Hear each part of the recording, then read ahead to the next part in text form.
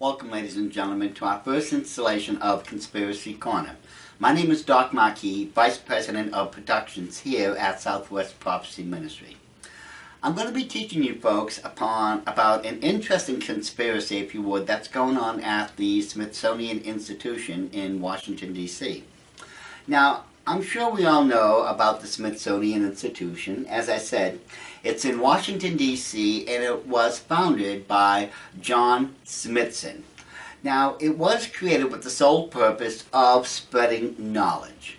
Today, the institution itself has recorded 142 exhibits located in 16 parks and museums throughout Washington, D.C. However, for all of its much lauded goals and such, it seems the Smithsonian Institution is failing in one particular area. Now, if the Smithsonian Institute is fulfilling its goal of, spreading knowledge, then why is it there appears to be a conspiracy of silence, if you would, going on within its hallowed halls? There's an article which claims that the Smithsonian Institute had destroyed thousands of bones that once belonged to giants. And I'm going to show you that article right now. The article, which, let me tell you right now, ladies and gentlemen, it's not real. This article is not real. But it claims that the Smithsonian is covering up the fact that giants once walked the earth. The reason for this so-called cover-up is so that evolution could become the mainstream explanation of how we came into existence instead of divine creation as recorded in the Holy Scriptures. Now, if it was true that there was some sort of conspiracy going on with the institution, whereas, they're destroying all these bones, that would be shocking to say the least, but that would also imply that someone or someone's do not want us to know that the recorded events in the Holy Scriptures are true, and by extension, so is God. And by further extension, if God's written word, the Holy Bible, is true about the giants, then the Bible must be true about everything.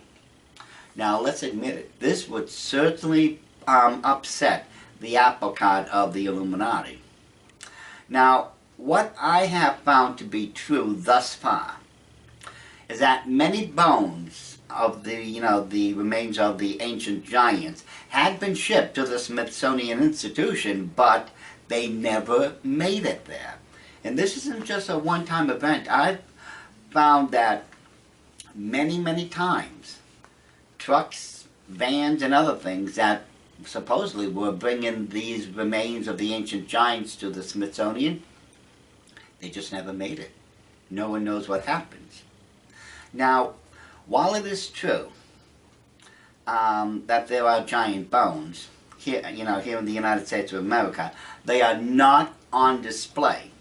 There are other nations, however, throughout the world that do display the bones of giants, and evidence can be found where you would least expect to look. Recorded in the Bible was the event when Moses sent in the 12 spies into the ancient land of Canaan to, survey the area, see what they may be up against.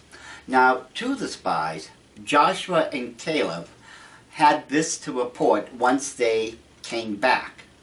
They spent, I believe it was 40 days checking out Canaan, and they came back, they gave a very positive report. As a matter of fact, recorded in Numbers 13:30, Caleb reported, "Let us go up at once and possess it, for we are able to overcome it."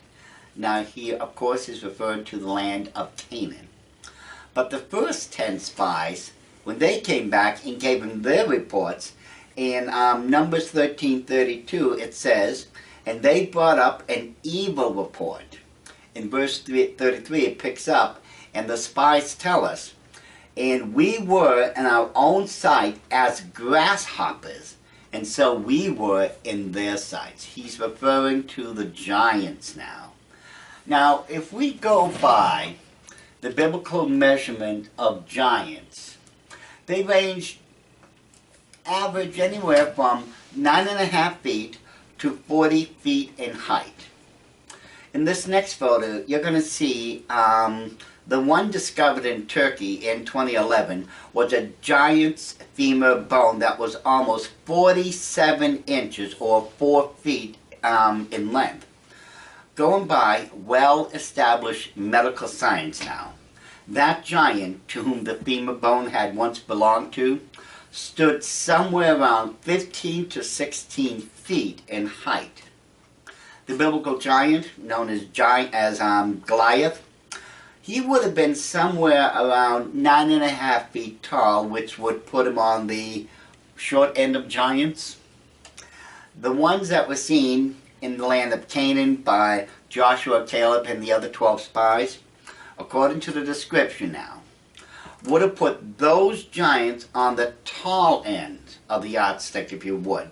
I'm guessing by what I've read, somewhere around 35 to 40 feet in height, because the spies reported that in comparison to those giants, they were as, tiny grasshoppers. So those giants had to have been well on the large, the tall end of the giant scale, if you would.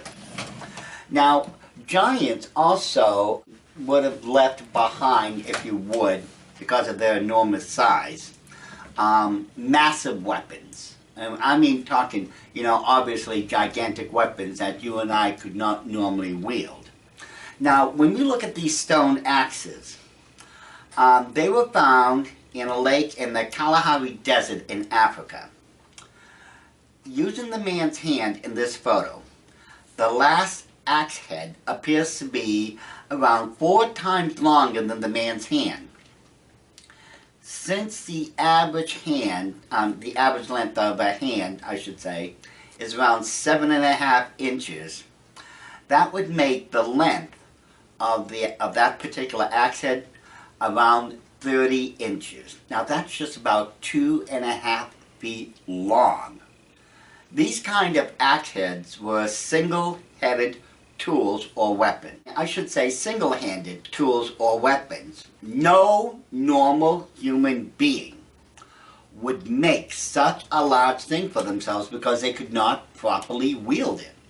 However, a giant would feel very comfortable with, wielding a tool that was, the head that was about this long. Now, in this next photo, these giant double-headed axes were found in Sumer on display in the Baghdad Museum in Iraq. The axe handles were in a state of decomposition when these axes were found. However, perfect scaled replicas were made and the axe heads were put in as they had originally been found. If we assume the lady in this photo is around average height, let's say 5.5 feet tall, the double-headed weapons on the left and right-hand side stand around 9.5 feet tall, and the center one would be around 11 feet in height. Now, when we look at the top of those double-headed axes, the width of them comes out to be somewhere, by my measurements, 3 to 3.5 feet long. Now, that's as long as a human arm. Now, who else but a giant could possibly wield such a formidable weapon? We're talking something, by what we saw in this photo, that stood anywhere from 11 to 12 feet tall with a double-headed axe head that was as long as my arm. I mean, who could possibly pick it up aside from a giant? I mean, you and I wouldn't make something like that for us. That would be insane. Now, when we look at this next photo, this is a map of the ancient land of Canaan. Now, Canaan is a vast area. Now, when you think about it for a second, I can't help but think to myself, why did God want Canaan, of all places, for his children to inhabit? Now granted, Canaan needed to be emptied of all the giants if God's chosen people were to inhabit it and live safely and prosperously, but why Canaan of all places? In Micah chapter 5 verse 2 it reads, "But thou Bethlehem Ephratah, though thou be little among the thousands of Judah, yet out of thee shall he come forth unto me, that is to be ruler in Israel, whose going forth have been from of old, from everlasting." So wherever this person is, he's always been. Obviously, you and I recognize this to be Jesus Christ. Now, Satan was actually trying to stop this particular prophecy of the birth of Jesus Christ from happening.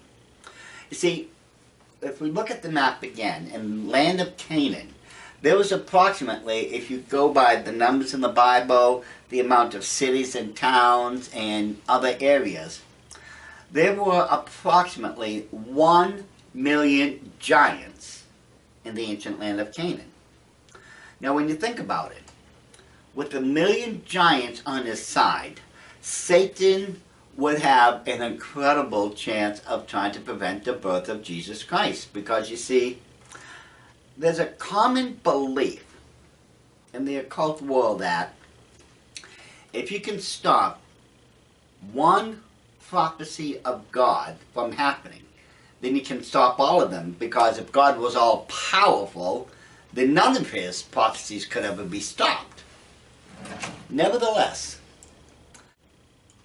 Satan was going to prevent the instrument of his inevitable destruction from being born in Bethlehem.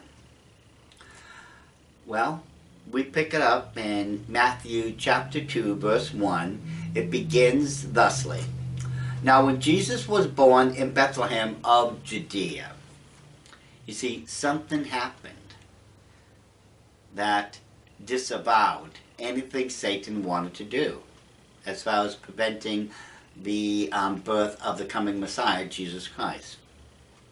It goes on, "And when Herod the king asked his wise men of the birth of the King of Kings, they replied," in verses 4, 5, and 6 of Matthew chapter 2, "In Bethlehem of Judea, for thus it is written by the prophet, And thou, Bethlehem, in the land of Judah, art not the least among the princes of Judah, for out of thee shall come a governor." So you see, the prophecy was fulfilled, and no matter how desperately Satan tried to prevent it from happening, the prophecy of the coming Messiah was complete. You see, this is why God sent his children into the land of Canaan to clear it out. Because when we look back at that map again, in the center of it, you'll see that red circle, and you'll see where Bethlehem is. It's just about dab center in Canaan, where there was 1 million giants. So God sent his children in to clean it out. This way, a number of centuries down the road, the birth of Christ could happen without incident. Now, much of what we covered, just this little talk, I've written DVDs 9 and 10 in my Secrets of the Illuminati series. Those 2 tapes, that would be Aliens, Fallen Angels, or Antichrist, Volume 1 and Volume 2. Now, I would strongly suggest you folks acquire both of those DVDs, to further your education in this field of study. Now, in our next installment of Conspiracy Corner, we shall continue our studies by going beyond the northernmost border of Canaan and examine what was going on there, and then, vicariously, take a trip to England and other places around the world in our search for ancient giants. Until then, take care everyone, and God keep you.